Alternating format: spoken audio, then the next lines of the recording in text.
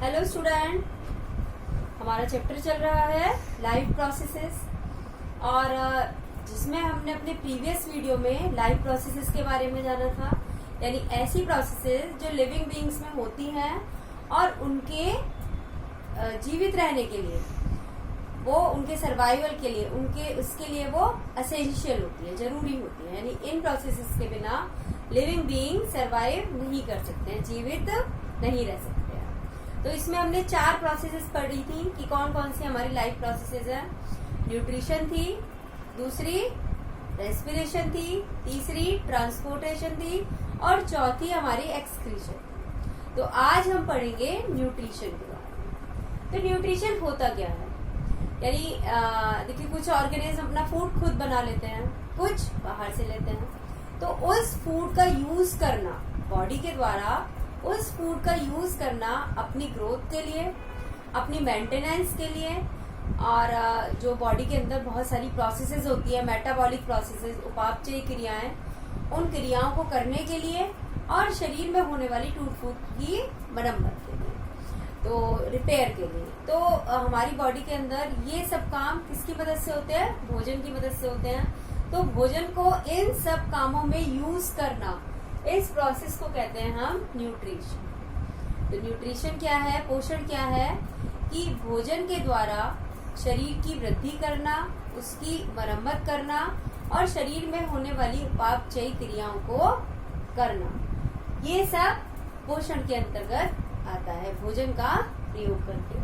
The process of taking in food and using it, और food को use करना किसके लिए? ग्रोथ के लिए, यानी वृद्धि के लिए, मेटाबॉलिज्म यानी उपापचयी क्रियाओं के लिए, और रिपेयर्स के लिए, जो हमारी बॉडी के अंदर जो भी टूट फूट हो रही है उसकी रिपेयर के लिए। तो ये है हमारा न्यूट्रिशन। अब न्यूट्रिशन हमारा 2 तरह का होता है, ऑटोट्रॉफिक एंड हेटेरोट्रॉफिक। ऑटोट्रॉफिक मतलब कि स्वपोषण, और हेटेरोट्रॉफिक यानी कि विषम पोषण।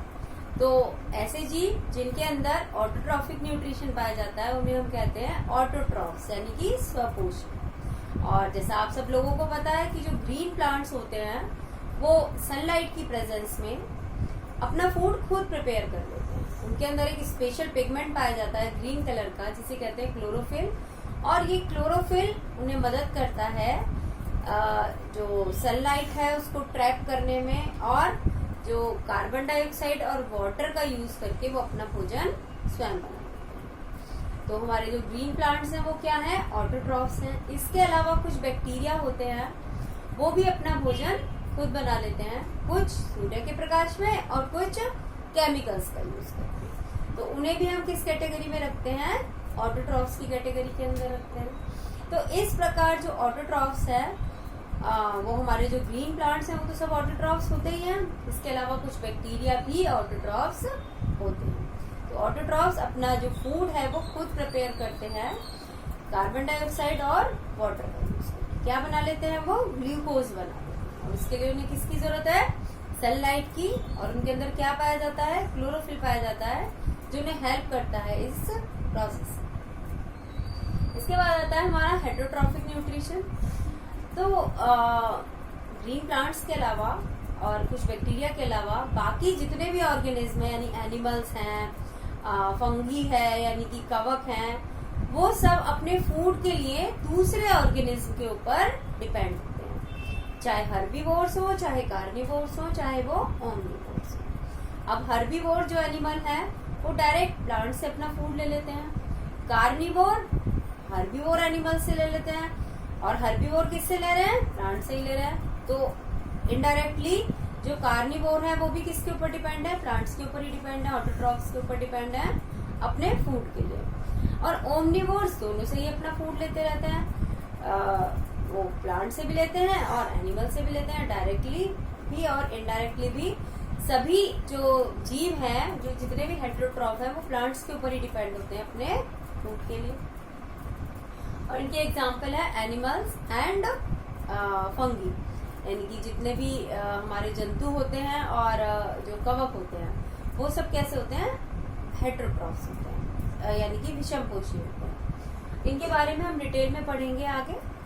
अब इसके बाद हमने बात करी कि जो पोषण क्या है, कि भोजन को लेना और भोजन का यूज करना ग्रोथ के लिए, मेंटेनेंस के लिए और मेटाबॉलिक प्रोसेसेस के लिए। अब फूड के अंदर ऐसी क्या चीजें प्रेजेंट होती है जो हमें हेल्प करती है इन सब कामों में, तो उन्हें हम कहते हैं न्यूट्रिएंट्स। फूड के अंदर बहुत सारे न्यूट्रिएंट्स पाए जाते हैं जो हमें हेल्प करते हैं मेंटेनेंस में और ग्रोथ में। अब तो न्यूट्रिएंट हमें कहाँ से मिल रहे हैं? फूड से मिल रहे हैं, और उनका काम क्या है? मेंटेनेंस है। हमारी बॉडी की जो मेंटेनेंस है वो सब क्या कौन कर रहे हैं? न्यूट्रिएंट्स। इसीलिए कहा जाता है कि बैलेंस डाइट लो। अलग अलग तरह के फूड में अलग अलग तरह के न्यूट्रिएंट्स मिलते हैं, इसीलिए हमारा जो फूड है, जो हम खाना खाते हैं, उसके अंदर वैरायटी होनी चाहिए जिससे कि हमें सभी न्यूट्रिएंट्स मिले। तो हम जान लेते हैं कि न्यूट्रिएंट्स कितने तरह के होते हैं और किस भोजन से हमें कौन सा न्यूट्रिएंट मिलेगा और उस न्यूट्रिएंट का काम क्या है हमारी बॉडी में। तो जो न्यूट्रिएंट है मेनली 5 टाइप्स के होते हैं। पहला जो मेन न्यूट्रिएंट है वो है कार्बोहाइड्रेट। कार्बोहाइड्रेट जो हम खाना खाते हैं उसका मेन पार्ट कार्बोहाइड्रेट ही होता है, और कार्बोहाइड्रेट हमें एनर्जी प्रोवाइड करता है। तो हम भोजन में रोटी खा रहे हैं, चावल खा रहे हैं, ब्रेड खा रहे हैं, पास्ता खा रहे हैं, बर्गर खा रहे हैं, वो सब क्या है? कार्बोहाइड्रेट ही है। और ये कार्बोहाइड्रेट क्या करता है? हमें एनर्जी प्रोवाइड करता है। अब कार्बोहाइड्रेट किस किस चीज में प्रेजेंट है? हमारे गेहूं में, चावल में, मक्का में, यानी जितने भी अनाज होते हैं सभी के अंदर कार्बोहाइड्रेट प्रेजेंट होता है, और हमारी डाइट का ये एक मेन पार्ट होता है। और इसको हम क्या कह सकते हैं? एनर्जी प्रोवाइडिंग न्यूट्रिएंट, क्योंकि जो हमें एनर्जी मिल रही है वो किससे मिल रही है? कार्बोहाइड्रेट से। और कार्बोहाइड्रेट के टूटने से ही क्या बनता है? ग्लूकोज बनता है, और ग्लूकोज हमें एनर्जी प्रोवाइड करता है। नेक्स्ट हमारा न्यूट्रिएंट है प्रोटीन। प्रोटीन मेनली हमें दालों से और जो एग है, मीट है, इससे मिलता है। और प्रोटीन का काम होता है नई कोशिकाओं का निर्माण करना और हमारे शरीर में जो टूट फूट होती है उसकी मरम्मत करना। इसलिए प्रोटीन को हम बॉडी बिल्डिंग फूड भी कहते हैं। नेक्स्ट आते हैं हमारे फैट्स। फैट्स भी हमारे एनर्जी प्रोवाइडिंग होते हैं, और ये हमें ऑयल, बटर, घी, इस सब से हमें फैट्स मिलते हैं।